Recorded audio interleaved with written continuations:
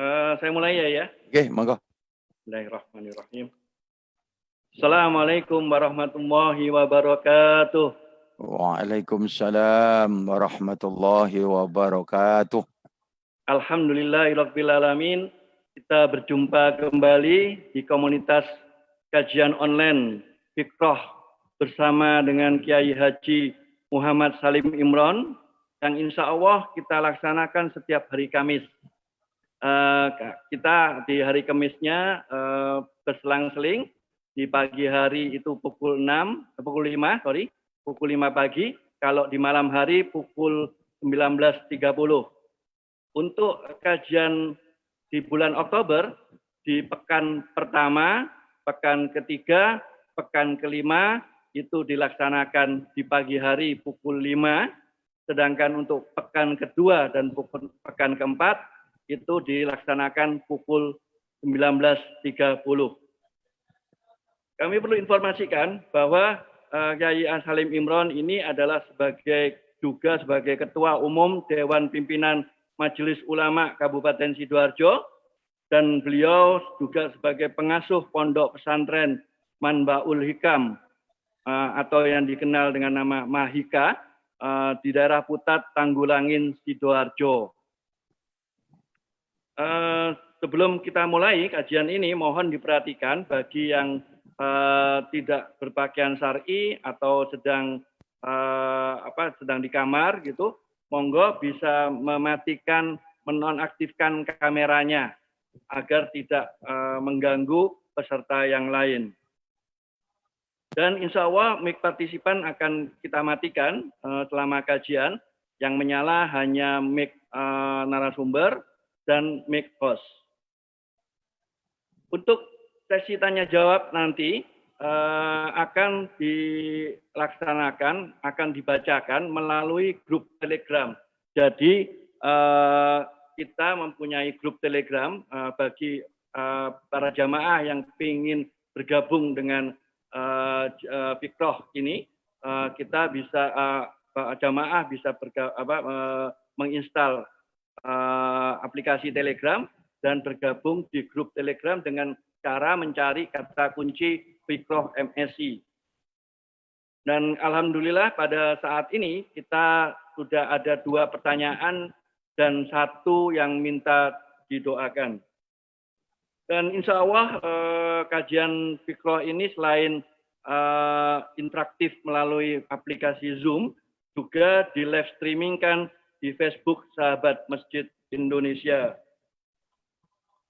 Dan insya Allah kajian hari ini adalah kajian terakhir bab tentang pernikahan, dan untuk bulan depan kita akan mulai bab tentang adab-adab bertetangga. Demikian informasinya. Saya persilakan kepada Yai Salim Imron untuk bisa memulai pengajian ini. Demikian. Assalamualaikum warahmatullahi wabarakatuh. Waalaikumsalam warahmatullahi. Assalamualaikum warahmatullahi wabarakatuh. Bismillahirrahmanirrahim. Alhamdulillahi rabbil alamin. Wabihi nasta'inu ala umurid dunya waddin. Asyhadu an la ilaha illallah wahdahu la syarikalah. Wa asyhadu anna Muhammadan abduhu wa rasuluh alladzi la nabiyya ba'dah. Allahumma shalli wa sallim wa barik ala sayyidina Muhammadin wa ala alihi wa ashabihi ajmain. Bapak-bapak, ibu-ibu, saudara dan saudari jamaah komunitas kajian online di Fikrah MSI yang saya hormati. Syukur alhamdulillah, malam hari ini Kamis 24 September 2020 kita masih diberi kesempatan oleh Allah dapat bertemu kembali pada kajian online Fikrah MSI dalam keadaan sehat walafiat. Seperti biasa, marilah kita buka lebih dahulu kajian online malam ini dengan memohon hidayah kehadirat Allah, dengan membaca ummil kitab, Harapan kita mudah-mudahan kajian kita malam ini membawa manfaat serta maslahah fid dunya wal akhirah. Ala hadhihi niyah al-Fatihah. A'udzu billahi minasyaitonir rajim. Bismillahirrahmanirrahim.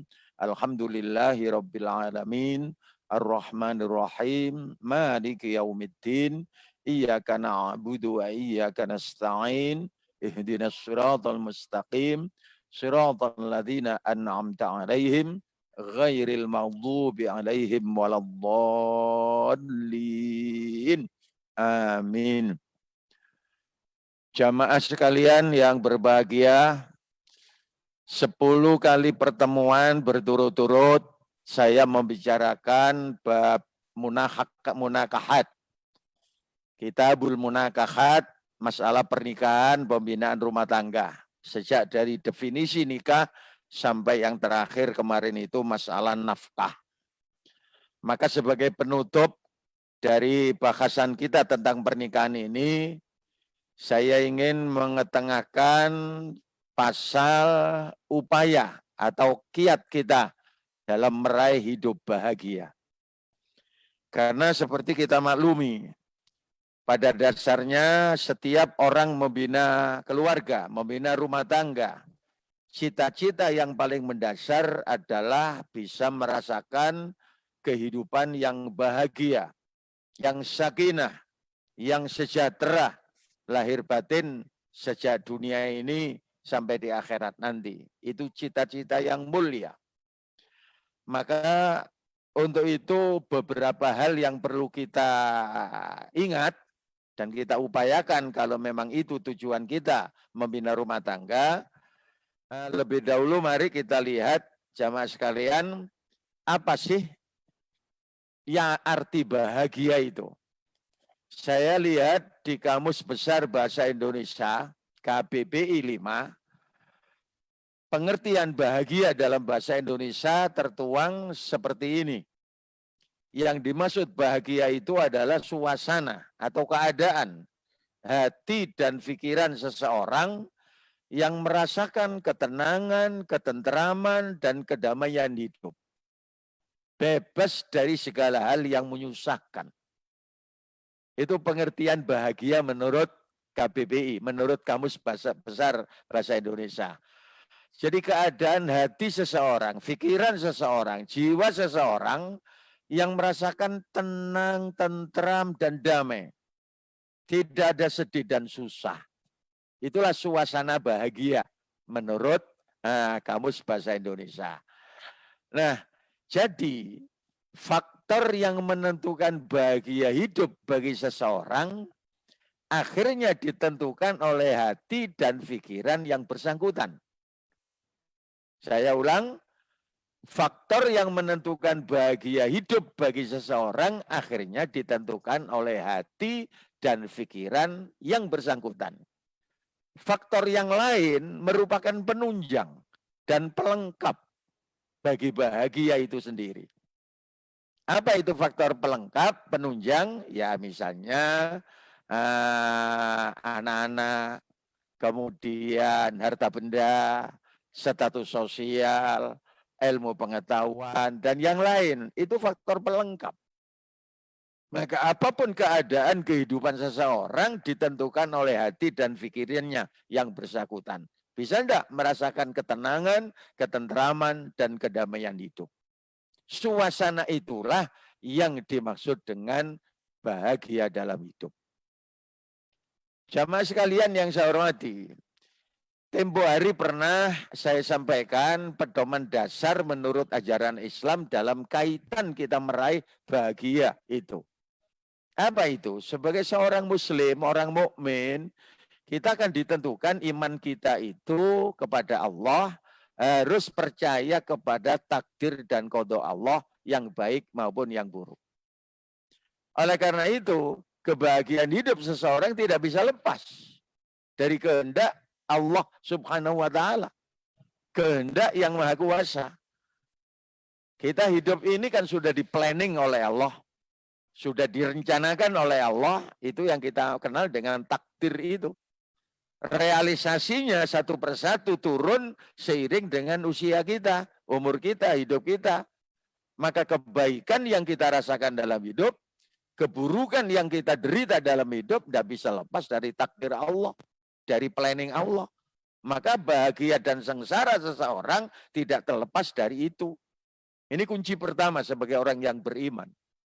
Yang kedua, kita akan diperintah oleh agama, oleh Islam ini untuk berusaha, untuk berikhtiar dengan kemampuan yang sudah diberikan oleh Allah kepada kita. Ya, jasmani yang lengkap multifungsi, kemudian harta benda, ilmu pengetahuan, keluarga, itu semuanya modal besar yang diberikan Allah untuk kita gunakan meraih kebahagiaan hidup kita. Namun usaha manusia tidak selamanya berhasil, oleh karena itu Islam memberikan perintah kepada kita agar usaha lahir itu diiringi dengan ikhtiar batin, dengan berdoa, dengan istighosah, karena Allah Maha Kuasa. Allah Maha menentukan segala-galanya dalam kehidupan manusia ini. Nah, setelah usaha lahir batin dikerahkan, baru yang namanya tawakal, berserah diri kepada Allah. Manusia hanya pandai berusaha, Tuhan Allah lah yang menentukan. Maka kepastian ketentuan Allah itu kita siapkan dengan mental ridho. Dengan mental rela apa keputusan Allah. 4 poin ini modal dasar kalau kita ingin meraih bahagia menurut ajaran Islam. Nah, setelah ini kita lakukan, siap mentalnya, keputusan Allah satu di antara 2. Sukses, baik, laba, kemudian bahagia itu termasuk dalam sukses, atau kemungkinan keputusan Allah kita gagal dalam hidup. Gagal dalam rumah tangga, gagal meraih cita-cita, gagal mewujudkan harapan. Hidup ini sering saya katakan pandai-pandai memilih satu di antara 2 kemungkinan. Sukses atau gagal. Diterima oleh Allah atau ditolak oleh Allah usaha kita. Maka ketika kita ditentukan oleh Allah sukses dalam hidup, bahagia, sejahtera, sehat, dan sebagainya, kita diperintah untuk menghadapi menerimanya itu dengan rasa syukur. Karena Allah berjanji kalau kita tetap bersyukur, sukses itu akan diteruskan oleh Allah. Awet itu loh. Namun kalau Allah menentukan lain, kegagalan dalam hidup, kesengsaraan dalam hidup, dan yang lain, harus kita terima dengan sabar. Kesabaran akan membuahkan hasil yang memuaskan nanti. Nah, tempo hari sudah saya sampaikan, siapa yang bisa menjaga keseimbangan antara syukur dan sabar dalam satu situasi, maka inilah yang akan menimbulkan sifat qanaah. Menerima apa adanya keputusan Allah dalam hidup kita. Berumah tangga, bermasyarakat, berbangsa dan bernegara, berusaha dan sebagainya. Qanaah inilah inti untuk mendapatkan kepuasan dalam hidup. Dan puas dalam hati, puas dalam jiwa, puas dalam pikiran akan mengantarkan kita kepada hidup bahagia. Jadi kunci bahagia pada akhirnya tadi disebut dalam hati dan pikiran seseorang. Kepuasan dalam hidup itu dimunculkan karena punya sifat qanaah, neriman ing pandum.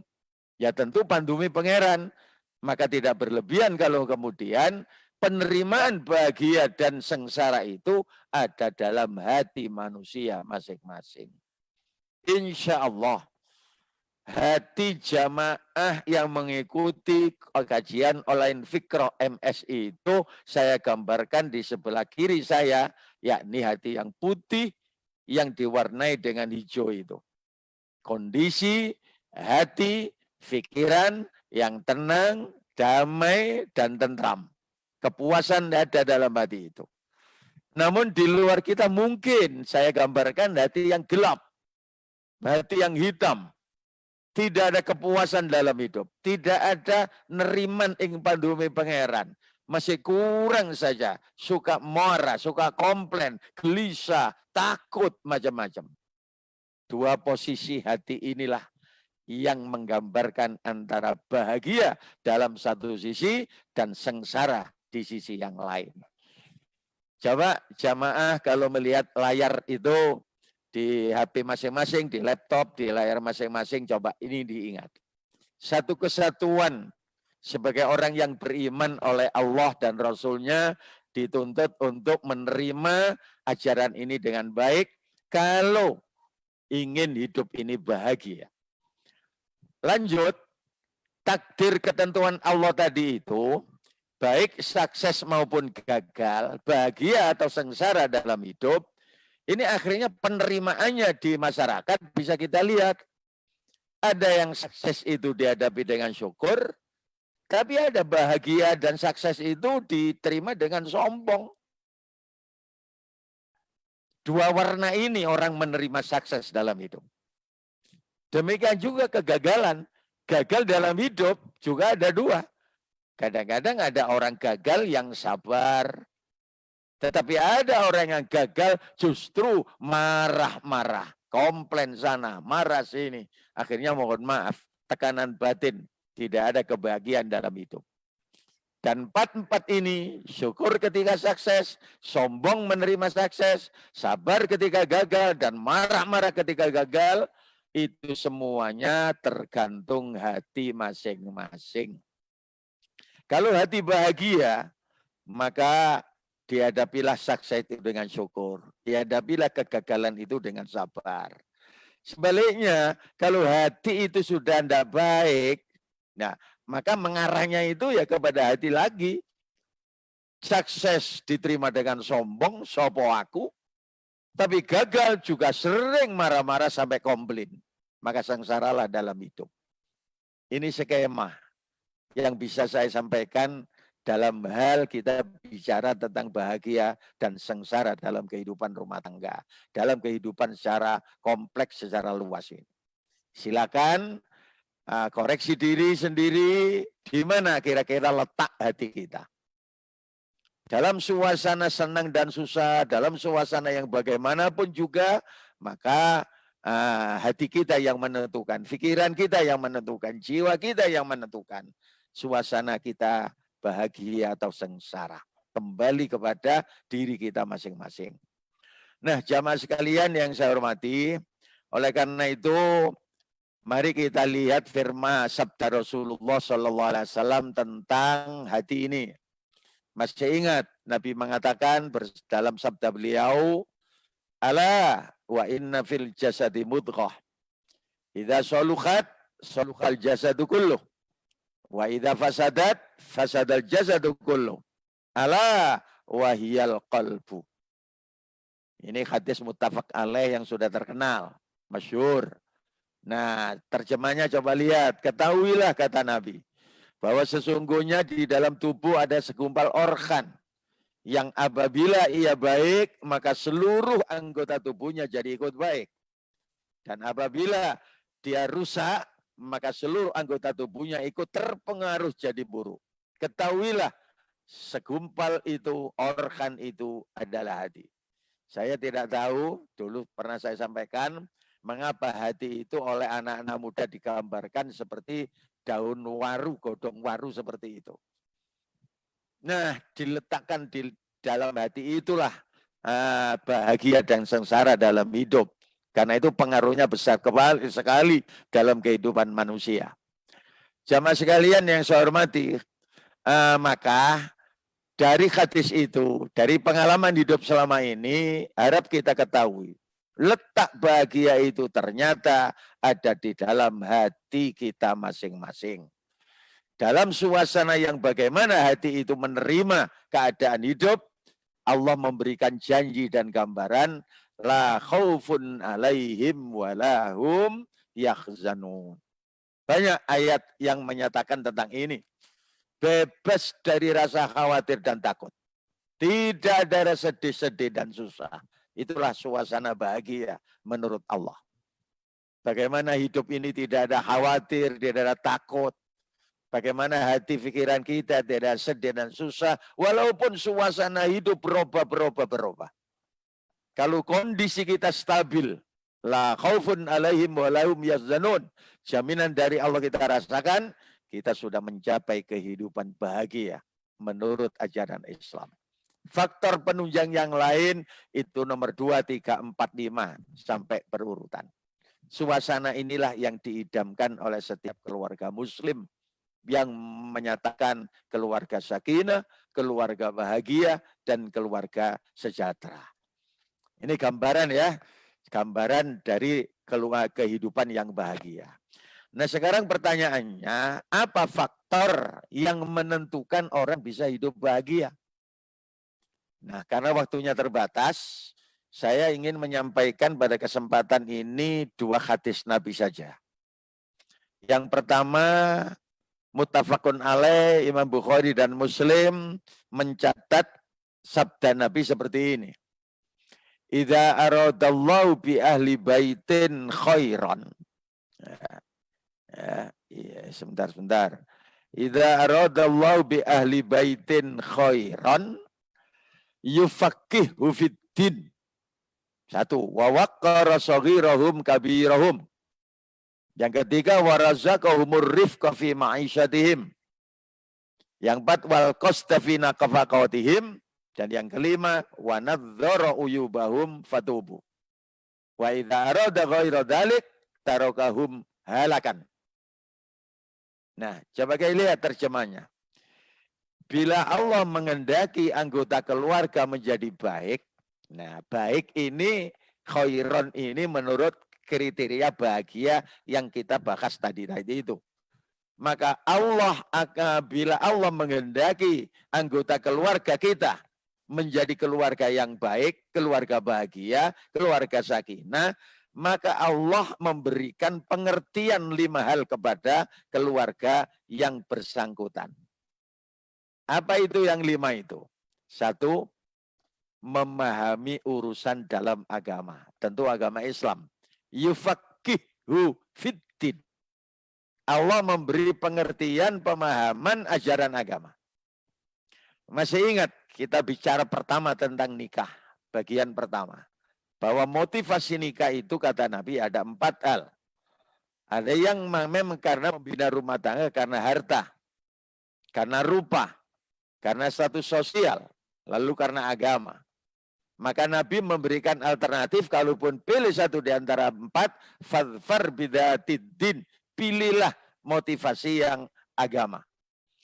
Maka orang kalau sudah diberi pemahaman terhadap ajaran agama Islam, maka Allah sudah memberikan tuntunan, bimbingan, petunjuk menuju kehidupan yang baik, yang bahagia, yang selamat di dunia sampai di akhirat. Karena ajaran agama Islam itu hidayah dari Allah, petunjuk dari Allah.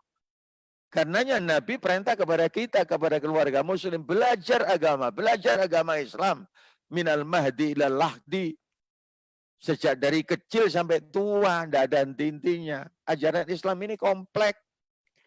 Sumbernya dari Al-Quran, dijabarkan oleh Nabi dalam hadis sunnah beliau, lalu dikembangkan oleh alim ulama yang ahlinya. Di sana ada perintah, di sana ada larangan, ini baik, ini boleh, ini dan sebagainya. Maka keluarga yang baik adalah keluarga yang memahami ajaran agamanya. Mari ini dijadikan dasar pertama. Kalau kita ingin bahagia dalam hidup dunia akhirat, keluarga kita harus memahami ajaran agama Islam. Karena tahu mana benar, mana salah, mana perintah, mana larangan, mana hukum halal, mana hukum haram, dan sebagainya. Kalau itu kita taati, kunci pertama. Orang akan mendapatkan kebahagiaan hidup menurut ajaran Islam. Nah, tidak ada kata terlambat bagi siapa yang mau belajar. Sekarang apalagi suasana sudah menunjang kepada kita. Pengajian-pengajian secara fisik di beberapa tempat, majelis taklim, masjid, pengajian rutin, musola, pondok pesantren, dan tempat-tempat yang lain. Sekarang banyak. Sekarang apalagi lewat online seperti ini, sambil duduk di rumah, sambil duduk di kamar, kita bisa akses ke sana kemari, cari pelajaran agama. Buku-buku bacaan yang diterjemahkan ke dalam bahasa yang kita kuasai sudah banyak. Tinggal ada kemauan apa tidak untuk belajar agama.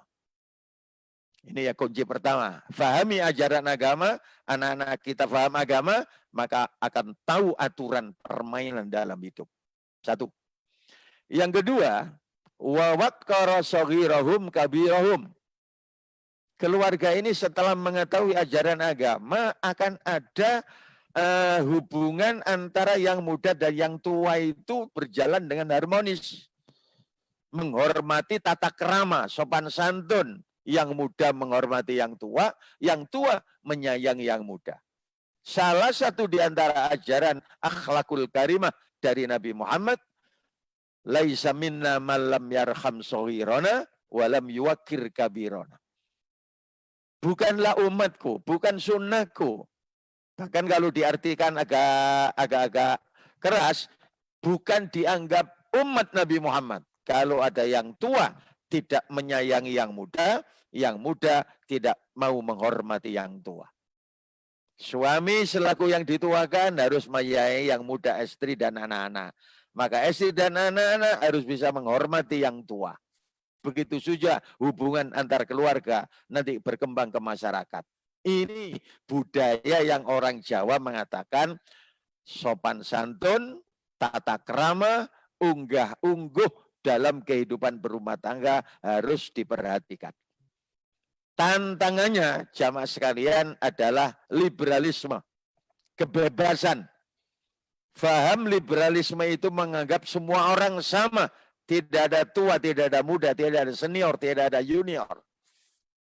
Kebebasan itu intinya. Sehingga kalau sudah hubungan antara kakak dan adik, antara suami dan istri, antara orang tua dan anak sudah sama rata sama rasa, ini sudah menghilangkan nilai-nilai sopan santun dalam hidup, dalam pergaulan. Maka itu mari, kalau keluarga kita memang keluarga muslim, penghormatan terhadap yang tua, penyayangan terhadap yang muda itu harus tetap. Saya ulang, sopan santun, tata krama, unggah-ungguh dalam hidup harus tetap dipertahankan dalam kehidupan rumah tangga Islam. Kunci bahagia menurut Nabi yang kedua. Yang ketiga, sikap lemah lembut dalam pergaulan. Ini berturut-turut. Kalau ajaran agama sudah difahami, penghormatan dan kasih sayang tadi itu sudah dialami dalam kehidupan keluarga, maka muncul yang ketiga. Sikap lemah lembut, mawaddatan warahmatan bisa dibina, dikembangkan, sedemikian rupa, dilestarikan awet, sehingga tidak ada kekerasan, tidak ada omongan yang menyakitkan hati, tutur katanya santun, perilakunya lemah lembut. Ini tanda-tanda keluarga yang bahagia. Ya, insya Allah kalau ini dilakukan, mohon maaf, apapun yang terjadi, salah paham, hatta sampai pun konflik, tidak ada KDRT. Tidak ada radikalisme. Tidak ada kekerasan di dana. Coba kita lihat saja.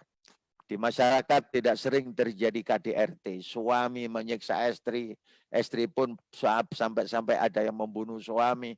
Orang tua menyiksa anak, anak membunuh orang tua. Naudzubillah min dzalik. Karena berturut-turut nilai ajaran agama tidak dijadikan dasar dalam keluarga itu. Tidak ada sopan santun dalam pergaulan keluarga. Tidak ada lemah lembut, latif itu. Ini tiga hal ini faktor yang berturut-turut. Nah, kemudian yang keempat, ketika diberi rezeki oleh Allah, berlimpah sedang atau sedikit, wal qasta fi man fi nafaqatihim, sederhana dalam pembelanjaan. Kita ingat pepatah yang diajarkan oleh guru-guru kita di bangku sekolah, bahwa hemat pangkal kaya. Ya, sederhana dalam pembelanjaan itu hemat. Diberi rezeki berapapun tidak terlalu boros, tidak foya-foya. Belanja tidak diperhatikan mana kebutuhan dan mana keinginan. Tidak mesti kebutuhan itu mesti harus sederhana. Kalau memang kita mampu dan kita butuh, karena ini kebutuhan keluarga, misalnya alat rumah tangga, alat ini, dan kita mampu untuk, walaupun mahal, itu tetap dibutuhkan. Tetapi yang namanya boros, yang namanya tabdir sia-sia, itu kan tidak memperhatikan kebutuhan. sana operasi ini, padahal setelah dibeli tidak ada manfaatnya, tidak ada gunanya. Rizki yang diberikan Allah nanti kita akan pertanggungjawabkan di hadapan Allah.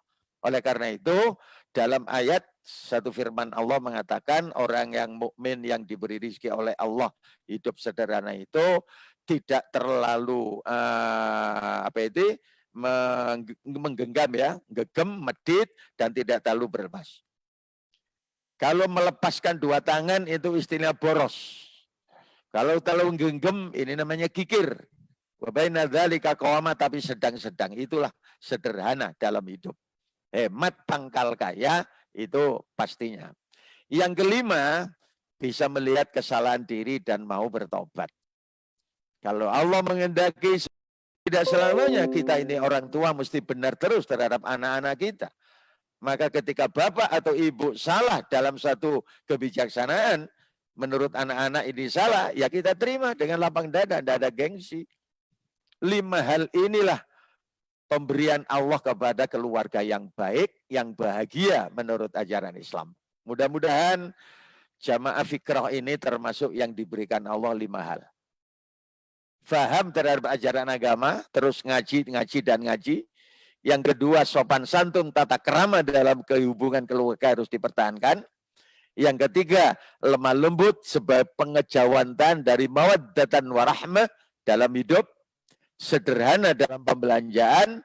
Dan kalaupun satu ketika berbuat salah, lihat kesalahan diri, diakui kesalahannya, dan diperbaiki untuk minta maaf. Sebaliknya kala Nabi, kalau Allah sudah menghendaki keluarga tidak baik, walaupun muslim, walaupun mukmin, maka Allah tinggalkan 5 hal tadi tidak diberikan. Allah meninggalkan, membiarkan mereka dalam keadaan rusak tanpa petunjuk hidayah. Seolah-olah dilepas begitu saja oleh Allah.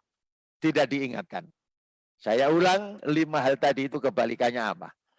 Harta benda berlimpah, status sosial terhormat, pintere ngareburi titele dek jenenge, tapi tidak paham urusan agama. Dia tidak tahu benar salah. Keluarga ini tidak memahami perintah dan larangan. Seolah-olah bebas dalam hidup. Dibiarkan oleh Allah, tidak diberi hidayah. Tanda-tanda keluarga yang buruk, yang tidak baik. Yang kedua, liberalisme masuk ke dalam keluarga. Suami istri sudah jambal-jambalan, kon-konan.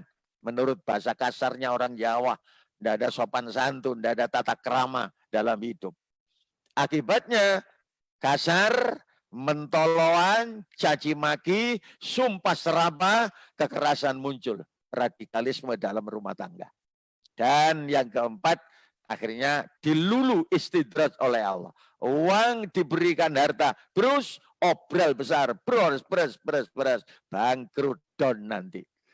Dan yang kelima, salah bertumpuk-tumpuk, tidak mau mengakui kesalahannya. Tidak mau minta maaf, tidak mau bertobat.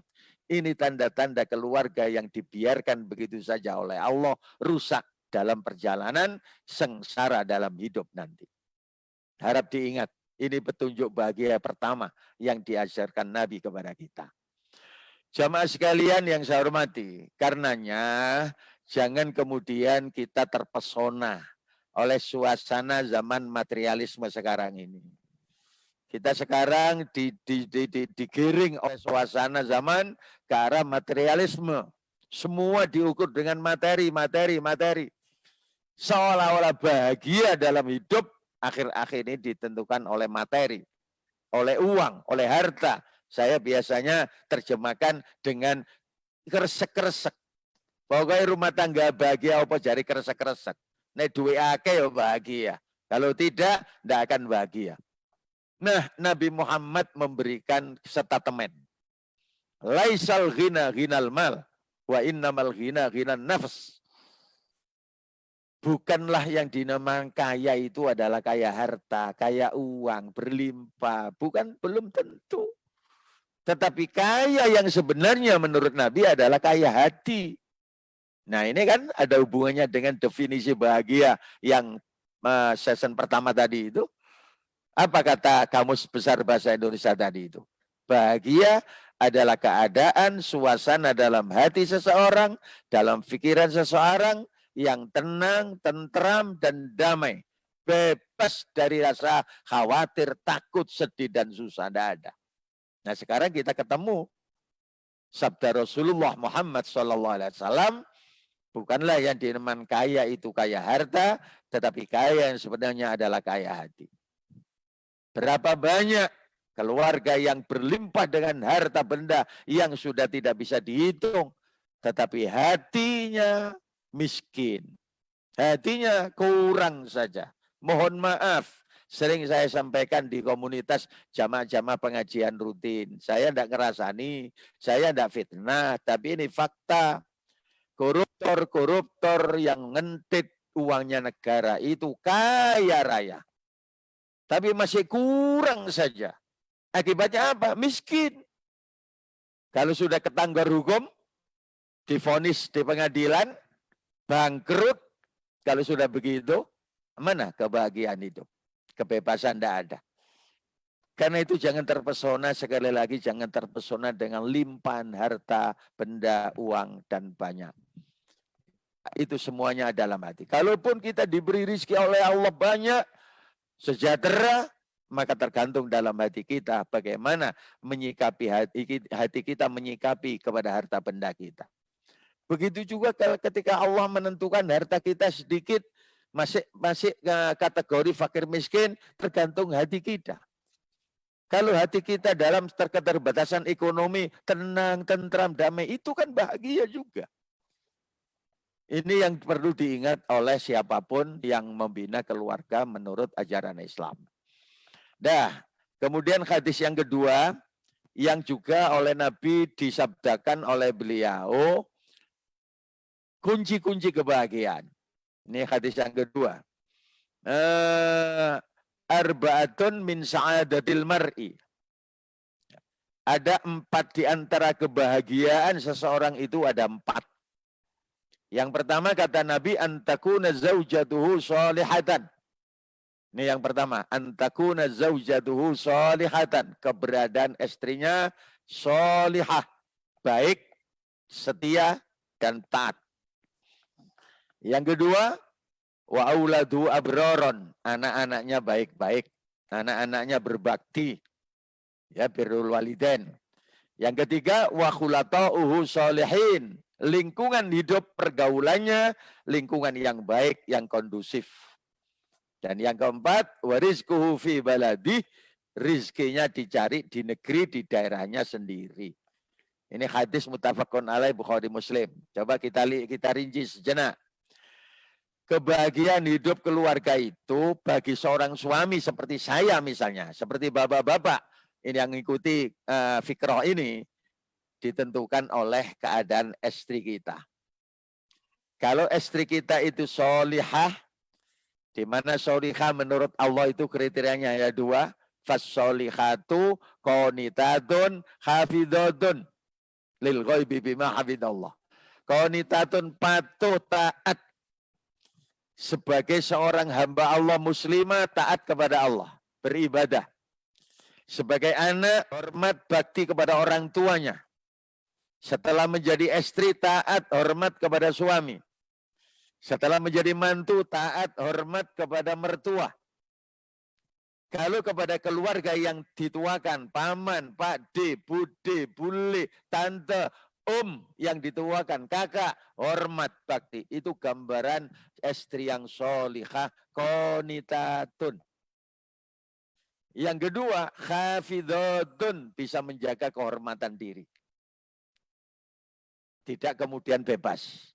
Nah, Nabi menyatakan dulu sudah kita bicarakan, tidak ada harta milik bagi seorang muslim sesudah memiliki takwanya kepada Allah yang lebih bagus, yang lebih baik dibanding mempunyai istri yang sholihah. Maka berbahagialah bapak-bapak komunitas Fikro ini, kalau ibunya anak-anak, kalau istri kita itu sudah benar-benar mencerminkan istri yang sholihah. Kunci pertama, kehidupan keluarga yang bahagia. Nah sebaliknya kalau begitu, bagi ibu-ibu yang sudah sholihah itu, punya suami yang soleh. Gambaran suami soleh ya sama. Sebagai seorang muslim, taat beribadah kepada Allah. Sebagai anak, hormat berbakti kepada orang tuanya. Sebagai menantu, hormat bakti kepada mertuanya. Kepada yang tua juga begitu. Hafid, ya juga gitu. Setia kepada istri. Mohon maaf ini, tidak suka nyeleweng. Tidak suka selingkuh.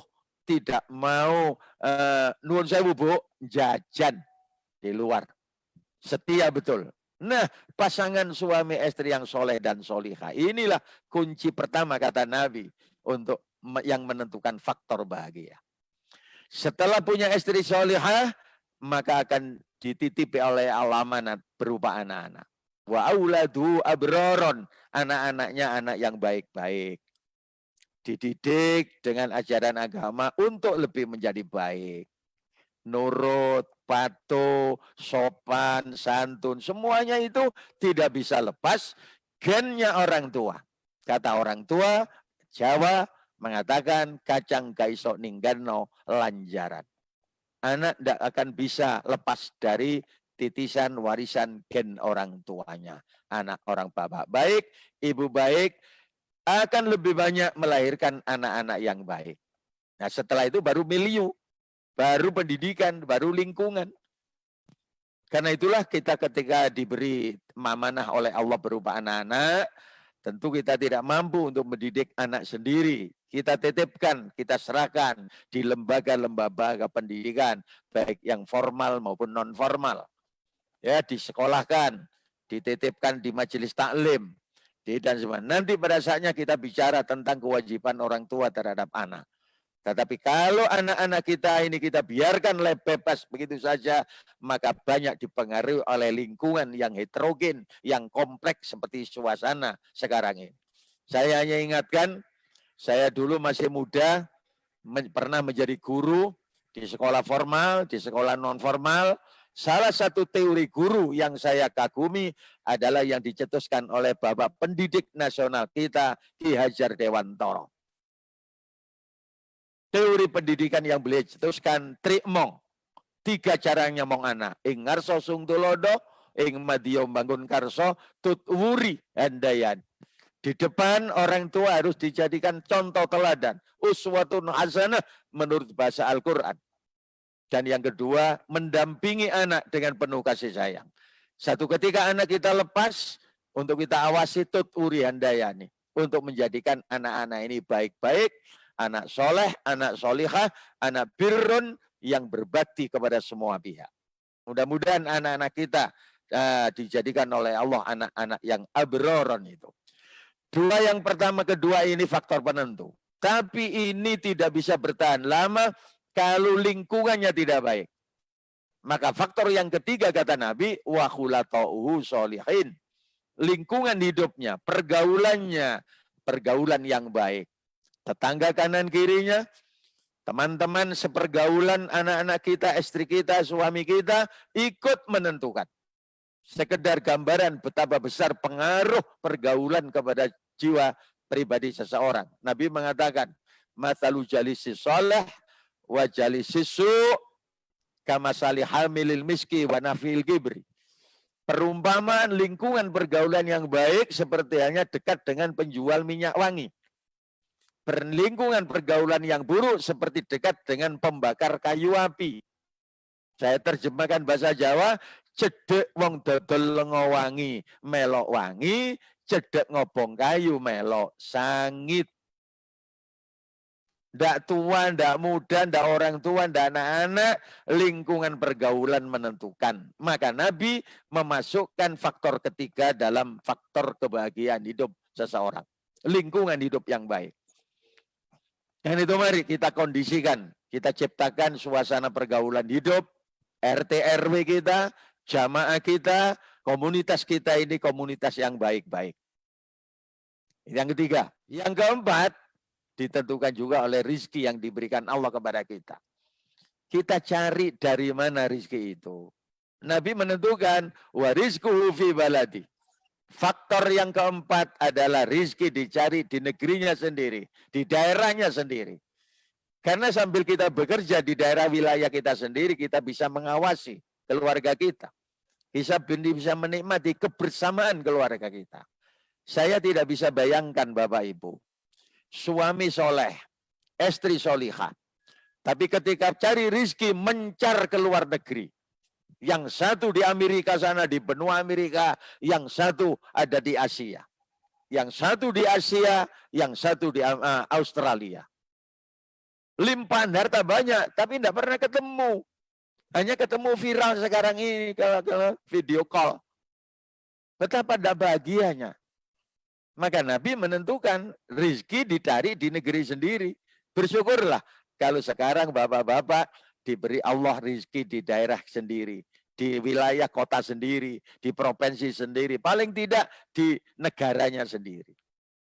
Nah, anak-anak ini kan butuh bimbingan, butuh perhatian, butuh kasih sayang. Betapa anak-anak kurang perhatian kalau orang tuanya berpisah hanya karena cari uang untuk anak-anak. Anak-anak akhirnya diserahkan, mohon maaf, kepada pembantu, kepada tetangga kanan kiri. Wallahu a'lam bishawab. Ini Nabi loh ya yang menyatakan bahwa di antara kebahagiaan seseorang keluarga muslim ada 4 faktor. Yang pertama, istrinya solihah, suaminya juga soleh. Anak-anaknya berkembang menjadi anak yang baik-baik.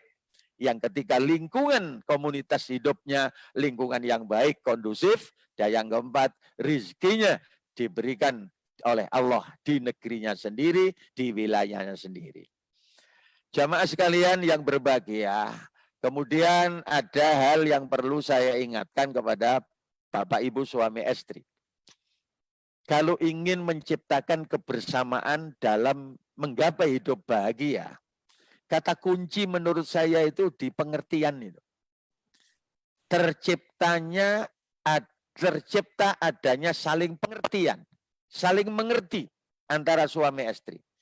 Dalam hal apa? Yang pertama, suami istri harus selalu mengerti posisi masing-masing sebagai suami istri. Suami itu posisinya di mana, istrinya ini posisinya di mana. Ini harus disadari. Kalau tidak, nanti tumpang tindih, overlapping. Ini kata ilmu sepak bolanya itu. Kita sudah pelajari hak dan kewajiban suami istri menurut Islam. Satu contoh saja. Islam menentukan suami posisinya sebagai pemimpin. Ar-rijalu qawwamuna 'alan nisa. Maka otomatis istri posisinya ada di yang dipimpin. Lah bagaimanapun perubahan pekerjaan, pendidikan, situasi suami istri, posisi ini harap dimengerti. Kecuali nanti dalam keadaan darurat. Suami misalnya sakit, istri dalam keadaan ini dan itu. Tapi dalam keadaan normal ini ya, kita bicara tentang normalisasi hubungan keluarga, maka dalam keadaan normal masing-masing pihak harus tahu, mengerti. Saya selaku suami itu posisi saya di mana, istri juga di mana. Ini sudah kita bicarakan. Yang kedua, harus saling mengerti hak dan kewajiban suami istri. Suami punya kewajiban yang harus ditunaikan. Maka kewajiban suami ini kan otomatis haknya istri yang harus diterima. Begitu juga istri punya kewajiban apa? Kewajiban istri ini minongko merupakan haknya suami. Kalau dua-dua ini disadari, kewajiban suami dilaksanakan, hak istri diterima. Kewajiban istri dilaksanakan, haknya suami diterima. Ini kalau berjalan normal, otomatis kebahagiaan hidup kita gapai. Betapa tidak sedikit suami tidak mengerti kewajibannya. Hanya nuntut hak. Begitu juga istri hanya suka nuntut hak. Ya, kewajiban diabaikan. Ini yang akan menjadikan ada error nanti. Yang ketiga, saling mengerti kelebihan dan kekurangan masing-masing sebagai suami istri. Saya sudah berkali-kali mengingatkan Allah ciptakan manusia tidak ada yang sempurna 100%. Suami punya kelebihan banyak, tapi juga ada kekurangannya. Istri diberi kelebihan banyak oleh Allah, tapi juga ada kekurangannya. Ini harus dimengerti. Oh, ini kelemahan suami saya. Oh, ini kelemahan istri saya. Maka Allah menentukan hunna libasul lakum wa antum libasul lahunna. Kelebihan suami menutupi kekurangan istri. kelebihan istri menutupi kekurangan suami, maka akan menjadikan ibarat kata orang Jawa, tumbuh oleh tutup pas pasangan suami istri yang ideal. Yang keempat, tercipta adanya saling pengertian tentang watak, sifat, temperamen, hobi masing-masing suami istri. Itu harus dipahami. Bahwa Allah menciptakan manusia ada yang namanya tobi'i, karakter. Yang paten ini merupakan bawaan sudah datang dari sononya. Wataknya misalnya ada yang suka marah, ada yang sabar, ada yang lapang dada, ada yang temperamental, yang suka marah, tersinggungan. Itu harus dipahami. Dulu ketika masih pacaran mungkin semua hal yang baik-baik saja yang tampak. Tapi setelah masuk ke dalam kehidupan rumah tangga 1 tahun, 5 tahun, tahu sifatnya masing-masing. Hobinya masing-masing. Nah ini semuanya harus difahami, dimengerti, tidak saling menyalahkan, tidak saling egois. Maka kalau ingin menggapai kebersamaan hidup dalam sebuah rumah tangga bahagia, pengertian inilah yang saya maksud untuk selalu dibina. Sebab saya sering dimintai curhat, saya sering dimintai petunjuk, nasihat, seolah-olah ini. Ternyata banyak dari yang terjadi clash, salah paham, beda pendapat, sampai perceraian. 4 hal ini tidak disaling mengerti. Karena itu saya sampaikan pada forum ini agar jamaah komunitas ini benar-benar memahami. Yang kelima tidak bisa lepas, situasi dan kondisi rumah tangga. Kadang-kadang ekonomi, kadang-kadang masalah keluarga, hubungan orang tua, mertua, dan anak. Kadang-kadang anak, ini tidak bisa lepas. Situasi dan kondisi keluarga.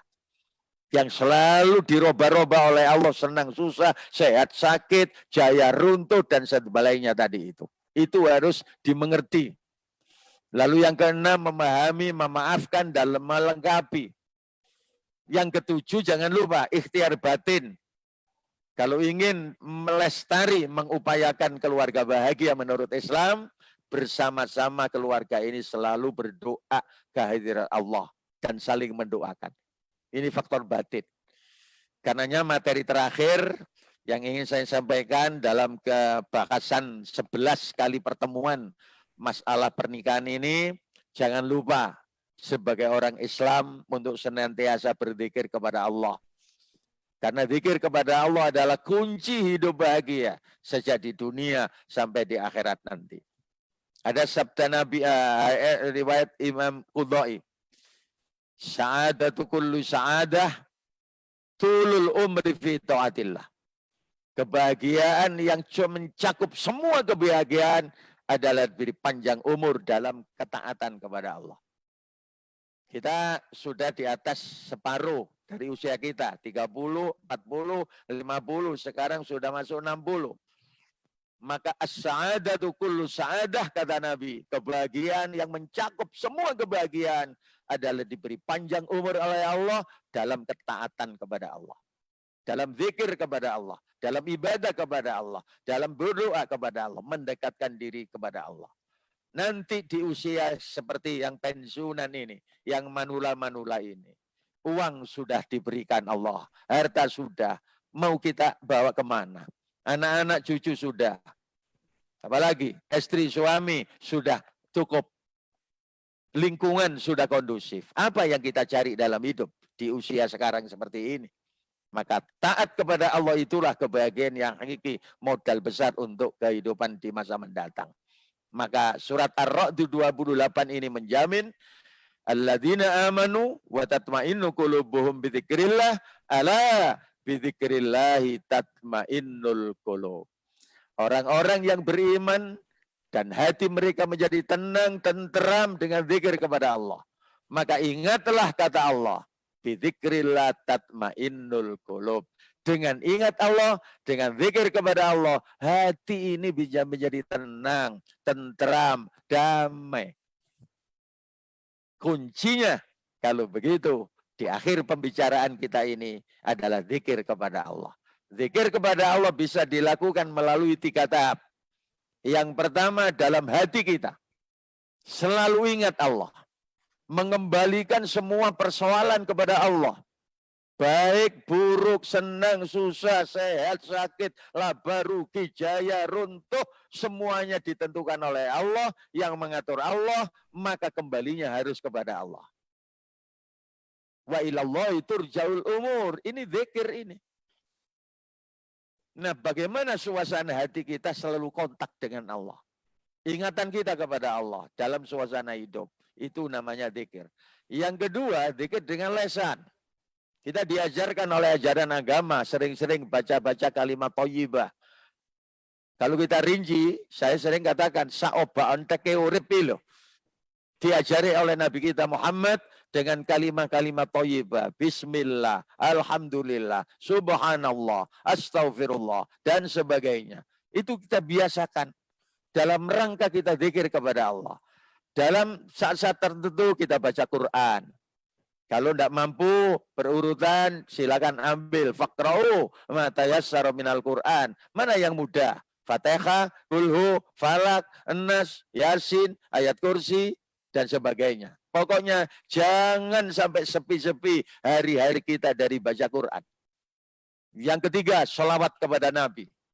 Itu tawassul kita kepada Nabi Muhammad, Allah akan berikan kepada kita. Sallallahu ala Muhammad yang paling pendek. Tidak ada hari tanpa selawat kepada Nabi. Dan yang ketiga doa. Maka lisan kita selalu zikir kepada Allah. Yang ketiga adalah zikir dengan perbuatan. Beribadah kepada Allah yang wajib maupun yang sunnah. Sholat, puasa, zakat, apalagi. Kalau punya rizki, haji, umroh. Melakukan kebaikan amar ma'ruf. Meninggalkan keburukan, kemaksiatan. Itu zikir kepada Allah. Maka kalau kehidupan kita secara total, lahir batin ini selalu ingat Allah. Allah jamin ketenangan, ketenteraman, kebahagiaan, keselamatan hidup, lahir batin dunia akhirat akan diberikan kepada kita. Maka sebagai penutup, doa-doa di Al-Quran tentang keluarga ini mari terus dibaca.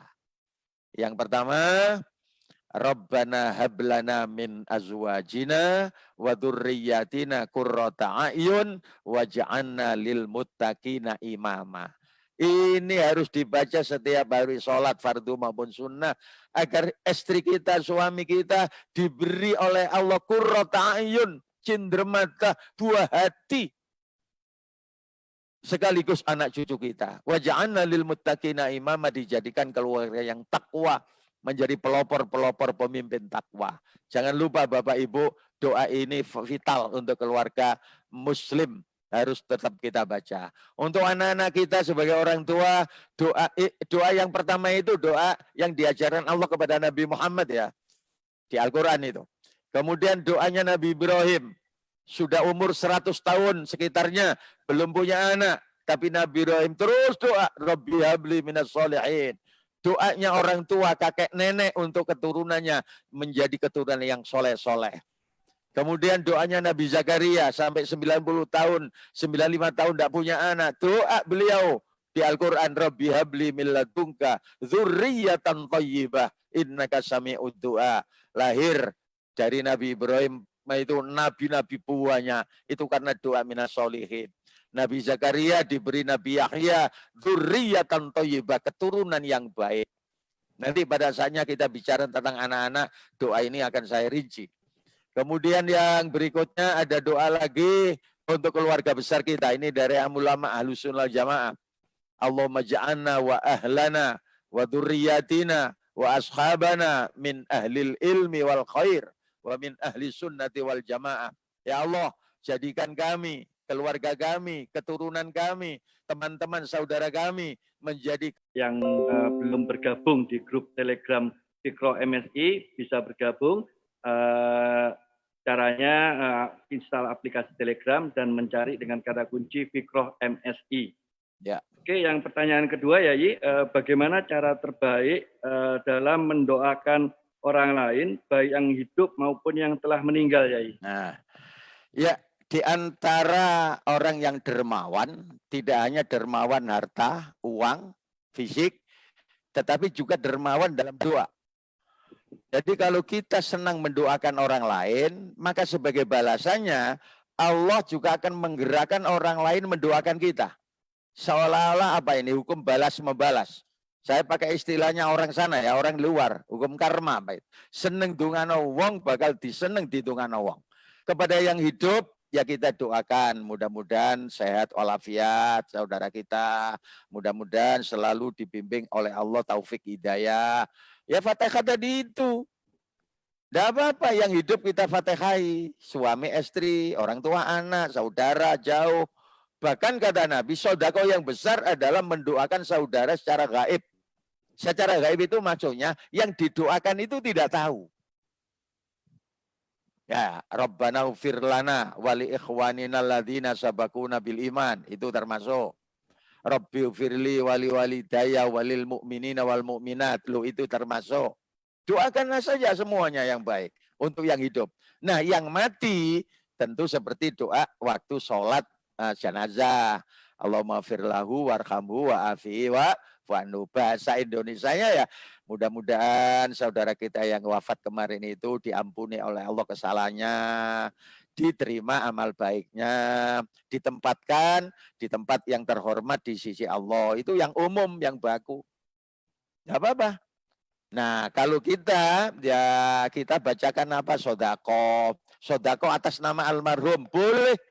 Nanti kita bicarakan khusus tentang amalan orang hidup sampai kepada yang mati. Apakah itu berupa bacaan, berupa sodako, berupa ibadah, berupa apa yang lain. Nanti kita mohonkan kepada Allah kalau bahasanya yai, Allahumma taqabbal wa ausil thawaba ma qara'na ila ruhi almarhum. Ya Allah, saya melakukan ini dan itu amal soleh. Terimalah ya Allah. Kalau sudah engkau terima, limpahkan, hadiahkan pahala yang saya baca tadi itu dari sodako untuk almarhum. Tuh ini. Nabi pernah dimintai seperti itu. Nabi, ibu saya dulu ingin sodako, tapi belum sampai terlaksana sudah mati. Lalu kamu punya apa? Saya punya sedikit rezeki Nabi. Nah sodakolah untuk ibumu. Tasodak di Anda. Contoh ini. Nanti akan kita bicarakan. Jadi itu cara mendoakan orang yang hidup maupun yang mati. Yang hidup langsung kepada Allah. Mohon keselamatan, mohon diberi lindungan, mohon diberi untuk si A, si B. Tapi untuk yang mati, mohon kepada Allah agar diampuni, agar diterima kebaikannya, agar ditempatkan di sisinya yang baik, dimasukkan ke surganya, dan seterusnya. Itu barangkali doa tetap itu termasuk ibadah. Nanti efeknya tidak hanya yang kepada yang kita doakan, juga akan kembali kepada diri kita sendiri. Saya ulang, seneng dungano wong, bakal akeh sing dungano kepada kita sendiri. Lanjut Pak Oni. Sudah selesai ya pertanyaannya. Ini masuk ke doa ya Isa. Jadi ya, monggo, cocok monggo. dengan pertanyaan tadi gitu. Jadi ya, ini ada permohonan doa, ada 5 yang memohon doa. Satu itu adalah Mbak Putri Kusumawardani. Beliau dari Sorong Utara, Papua Barat, Yai. Dan beliau hadir saat ini memohon doa agar bisa mendapatkan jodoh yang soleh dan berakhlak mulia. Masya Allah, Masya Allah. Ini cocok dengan tema kita juga gitu Yai. Ya, Ibu siapa ini? Mbak Putri Kusumawardani. Mbak Putri Kusumawardani, tempo hari waktu pembukaan masalah pernikahan saya sampaikan 4 hal itu ketentuan Allah. Hidup, mati, rizki, dan jodoh di tangan Tuhan. Nah sekarang pertanyaannya untuk mohon kepada Allah doa agar nambah jodoh itu apa? Ini rahasia terbuka ya. Kalau ada catatan silakan. Silakan buka surat Toha. Ayat tidak, ini cuma hari ini sudah masuk, cuma kameranya masih off karena sedang masih lemas, Yai. Beliau jamaah Masjid Al Ikhlas Wisma Prosobo Taman Sidoarjo. Ya, untuk Pak Sudaryanto yang masih dalam tahap kesembuhan dari sakit yang beliau derita, mudah-mudahan sehat walafiat, normal kembali. Al-Fatihah. Alhamdulillahirabbil alamin. Ar-Rahmanir Rahim. Maliki yaumiddin. Iyyaka na'budu wa iyyaka nasta'in. Ihdinas siratal mustaqim. Shiratal ladzina an'amta 'alaihim ghairil maghdubi 'alaihim waladdallin. Amin. Lanjut Pak Ani. Ini doa untuk almarhum Bapak Heri Suprapto, suami Ibu Nur Indah, meninggal 9 tahun yang lalu pada tanggal 13 November 2011. Ya, kita doakan mudah-mudahan almarhum Bapak Heri Suprapto, suami dari Bu Nur Indah, yang sudah 9 tahun lalu meninggal dunia. Selama hidup almarhum Pak Heri Suprapto, kebaikan, ibadah, amal solehnya diterima oleh Allah, khilaf salat dan dosanya diampuni oleh Allah. Beliau ditempatkan di alam barzakhnya sekarang di tempat yang terhormat sesuai dengan amalnya. Ibu Nur Indah mudah-mudahan sabar tabah ditinggal almarhum, dan mungkin anak cucunya mudah-mudahan juga dalam keadaan baik-baik. Ala hadiniyah al-Fatihah. Bismillahirrahmanirrahim. Alhamdulillahi rabbil alamin. Arrahmanirrahim. Maliki yaumiddin. Iyyaka na'budu wa iyyaka nasta'in. Ihdinas siratal mustaqim. Siratal ladzina an'amta 'alaihim ghairil maghdubi 'alaihim waladdallin. Amin. Yang terakhir Ibu Karisa dari Masjid Rahmat Surabaya ya. Masya Allah, Masjid Rahmat ini. Ya, memohon doa kesembuhan untuk Ibunda Esti Nuryanti yang sedang milad Yai hari ini, tapi sedang dirawat juga di rumah sakit Yai. Masya Allah ya. Untuk Bu Karisa sabar tabah ya. Sang ibunda dalam keadaan sakit. Hari ini sedang ulang tahun, entah tidak disebut keberapa ini. Mudah-mudahan Bu Esti Nuryanti yang sekarang dirawat di rumah sakit dalam hari ulang tahunnya masih tenang, sabar, tabah menghadapi kenyataan ini, dan mudah-mudahan Allah segera memberi kesembuhan. Ala hadiniyah al-Fatihah. Bismillahirrahmanirrahim. Alhamdulillahi rabbil alamin. Arrahmanirrahim. Maliki yaumiddin. Iyyaka na'budu wa iyyaka nasta'in. Ihdinas siratal mustaqim. Siratal ladzina an'amta 'alaihim ghairil maghdubi 'alaihim waladdallin. Amin. Cukup Pak Oni ya? Ya, mari kita tutup kajian malam hari ini dengan doa. Tetap mohon kepada Allah, intinya dihindarkan dari berbagai macam kecelakaan, wabak penyakit menular virus corona, dan bencana-bencana alam yang kita lihat lewat medsos sudah banyak terjadi di wilayah. COVID-19 masih terus menyebar, tidak ada henti-hentinya. Sekarang malah ada istilah gini Pak Oni, mulai bulan Maret sampai bulan Juli selama setengah tahun, corona ini menjadi musuh seluruh dunia. Tapi memasuki bulan Agustus sampai September ini, sekarang diakui corona sudah menjadi temannya manusia. Mengapa teman kita? Sekarang sudah ada di mana-mana. Mungkin di keluarga kita, di rumah kita, di masjid kita, di lingkungan kita. Oleh karena itu tergantung imunitas, kekebalan tubuh kita menghadapi teman-teman corona ini. Sekarang sudah menyatu dengan virus-virus flu yang lain, bakteri yang lain di udara ini menyebar. Mari imunitas tubuh secara lahiriah tetap kita jaga, pola hidup sehat, bersih, makan minum cukup bergizi, istirahat cukup, hati tenang, dan taat protokol kesehatan. Setelah itu doa seperti ini dapat kita panjatkan. Mudah-mudahan kita yang mengikuti jamaah pengajian online Fikro ini, keluarga di rumah, tetap dalam lindungan Allah, sehat walafiat. Bismillahirrahmanirrahim. Alhamdulillahi rabbil alamin. Hamdan syakirin, hamdan na'imin, wa hamdan yuafi ni'amahu wa yukafi mazidah. Ya Rabbana lakal hamdu kama yanbaghi li jalalika wa azimi sultanik. Na'udzu bika Allahumma shalli ya Allah. Allahumma shalli ala sayyidina Muhammad tibbil qulubi wa dawaiha wa afiyatil abdani wa shifaiha wa nuril absari wa diyaiha wa qutil arwahi wa gidaiha wa ala alihi wa sahbihi wa sallim. Na'udzu bi kalimatillahi tammati min syarri ma khalaq. Bismillahilladzi la yadurru ma'asmi syai'un fil ardi wala fis sama wa huwas samiul alim.